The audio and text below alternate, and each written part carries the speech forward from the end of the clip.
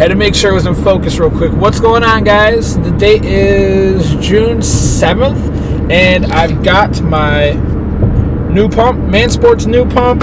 Got a little bit of BCAAs mixed in there. I'm actually going to sip that during my workout today, but we're headed to the gym right now.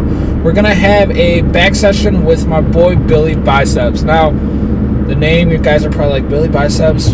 Why? The dude's got big biceps, pretty much. That's why. Everyone calls him that. Billy Biceps, and I'm pretty sure Garvin's going to be there. So we're going to start the workout with, or start the video off with a back workout. So I'll see you guys at the gym. Let's get it.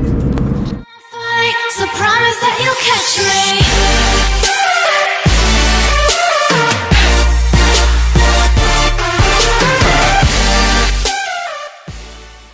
Alright guys, so as I had stated earlier, got a really good back and tricep workout with my buddies Billy and Garvin.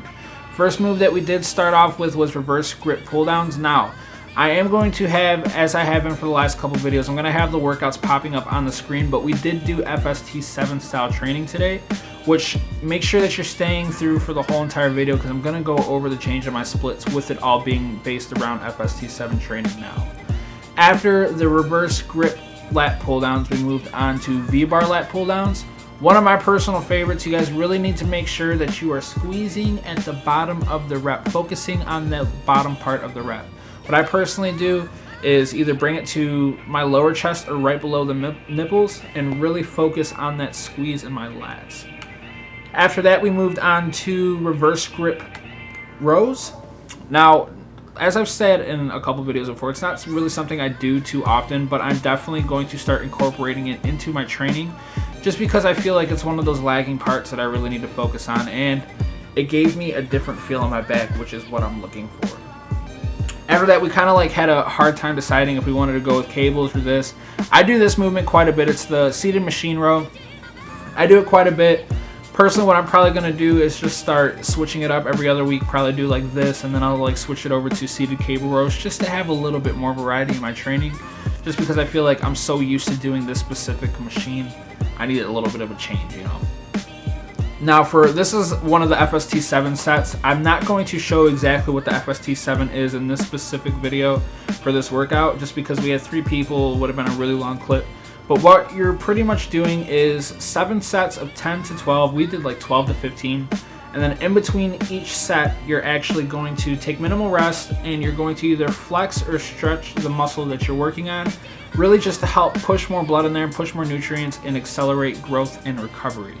Now I'm going to be focusing on this for the next 7 to 8 weeks, and hopefully you start seeing a little bit of differences. So after the last back workout, we moved into triceps.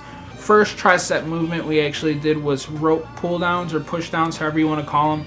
One of my personal favorites for triceps, but triceps are honestly like a weak part for me. It's something that I really want to work on.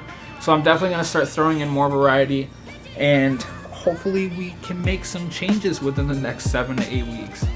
For the next movement, we moved on to skull crushers. Now you can either use it how we did. You can either do it with an easy bar like this, or what you can do, which I personally like a little better, is doing it with dumbbells, just because with dumbbells you are actually sure that you are moving the same amount of weight with each arm. Whereas to this, you can kind of overcompensate. Say like if your right arm's stronger, you can push more with your right arm to move the weight than your left. Now for the last movement, now this was the FST7 set.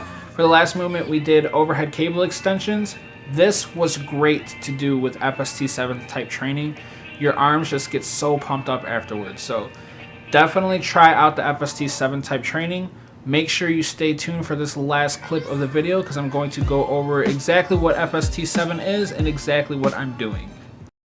So to end off this video, I actually want to go over really quick. God, we've been cutting for, I don't know how many weeks exactly, but we've been cutting since the end of January, and believe it or not, we only have 7 weeks left. Well, a little over 7 weeks left of the road to shred, and then I am done cutting, guys. But what we're doing, staying on track for these next 7.5 weeks, I've actually formulated another plan. It's pretty much going back to what the meal plan is, at least, going back to what I've done in the past that worked out well for me. But the training split itself, I based it off of FST7 training, which you guys have seen me do here and there. I usually throw it in here and there in my workouts. Just in case you guys don't remember or didn't see the video, What FST7 is pretty much, it was formulated by, they call him the pro creator, but it's Hani Rambod. He is the current trainer for both of the Mr. Olympias, Jeremy Buendia and Phil Heath. Jeremy Buendia for men's physique, Phil Heath for bodybuilding. He formulated this, and pretty much what it stands for is fascia stretch training. That's FST. And then the 7 stands for 7 sets. Now you're going to perform 7 sets from either 10 to 20 in between there. Pretty much you're just really burning out the muscle. You're going to do it for your last set of that specific muscle group that you're hitting.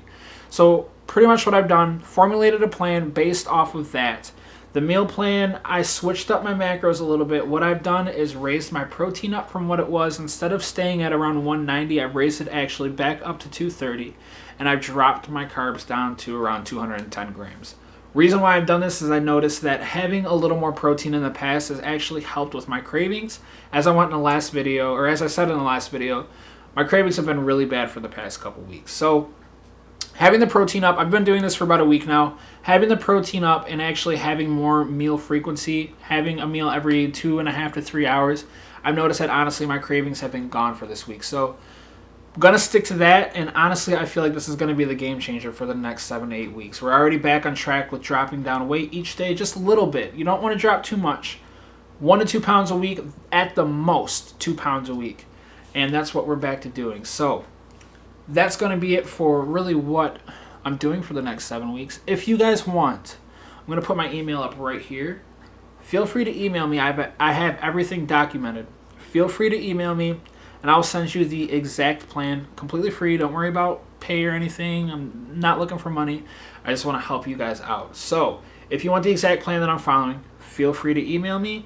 I'll send it to you. And like always, be sure to like, comment, share, and subscribe.